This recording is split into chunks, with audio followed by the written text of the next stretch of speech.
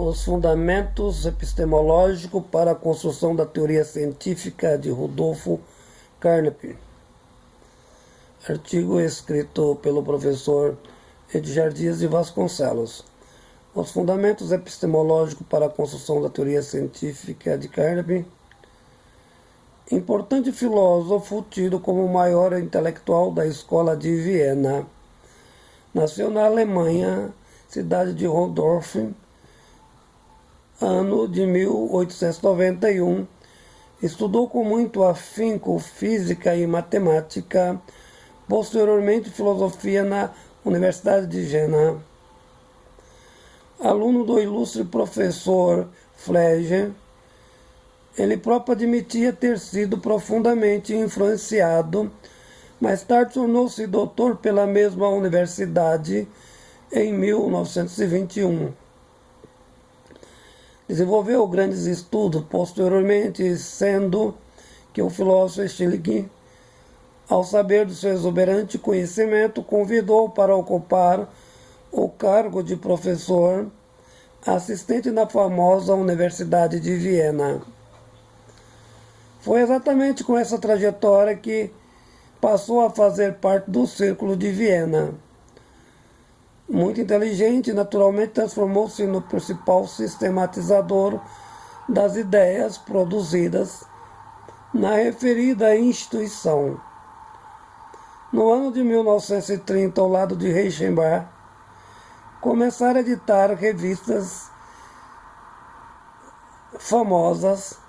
Logo em seguida foram lecionar em Praga, sendo profundamente perseguido por forças nazistas, tendo de abandonar a universidade, mudando-se para os Estados Unidos. Passou a trabalhar em diversas universidades americanas, Chicago, Harvard, Princeton e Los Angeles. Muito famoso, não podendo voltar à Alemanha, teve que forçosamente naturalizar-se norte-americano em 1941. Morreu em Santa Marta, Califórnia, 1970. Escrevera diversas obras. Em 1928, A Construção Lógica do Mundo. No ano de 1964, ao lado de outros filósofos famosos, formulou a concepção científica do mundo, o Círculo de Viena. Sua fundamental preocupação foi o estudo científico no que diz a respeito à investigação e seus critérios objetivos da verdade. Sua grande interrogação: quais os princípios que determinam a verdade? Se a verdade resulta do campo da verificação empírica e não metafísica, qual a importância da filosofia como auxílio na formulação das hipóteses, até mesmo possíveis epistemologizações? Sendo a empiria o critério das determinações epistemológicas, como propõem os empiristas lógicos, o que significa no mundo prático científico, só podendo ser verdadeiras as proposições possíveis de ser observadas factualmente. A grande interrogação que surge para Carnap é o que fazer com as proposições epistemológicas que não se referem aos fatos, porém as afirmações do ponto de vista científico. Esse caminho não faria parte do mundo empírico. Pergunta indispensável: seria a epistemologia destituída de lógicas verdadeiras? Sua resposta é evidente. As proposições epistemológicas são dotadas de significados e não podem referir-se diretamente ao mundo dos fatos. Com efeito, são aplicáveis ao mundo empírico. Serve tão somente, diz ele, ao mundo da linguagem. Nesse sentido, elimina-se qualquer possibilidade metafísica como influência positiva à análise dos fatos, como possibilidade científica igualmente à filosofia.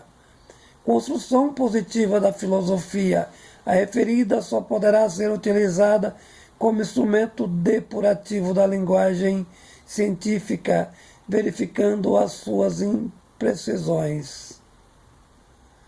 A linguagem aplicativa necessariamente tem de seguir com rigor a síntese lógica. A segunda grande contribuição foi a elaboração do princípio da confirmabilidade. Qual a aplicabilidade de tal fundamento? Responde, no uso do princípio fundamental da verificabilidade.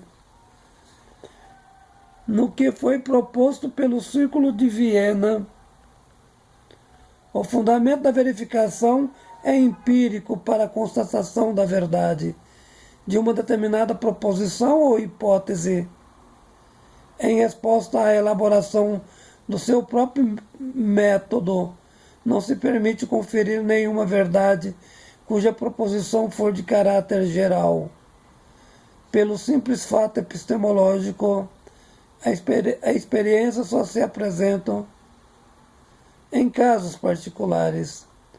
Portanto, tudo que for generalizado não poderá ser verificado. Com efeito, o aspecto da negação da filosofia como instrumento de auxílio à epistemologia aplicada às ciências em geral. Portanto, o caráter de qualquer fato, em análise particularmente, pode ser verificado tão somente pelo mecanismo processual gradual pela experiência. No entanto, jamais o mesmo, pelo caminho da empiricidade, pode atingir uma confirmação absoluta.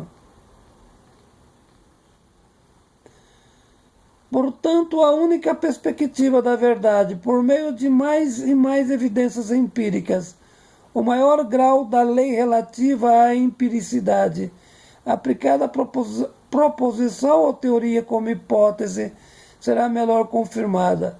Entretanto, o grande equívoco, a transferência imediata da natureza positiva às ciências do espírito, com a mesma proposição de verificabilidade científica das ciências naturais.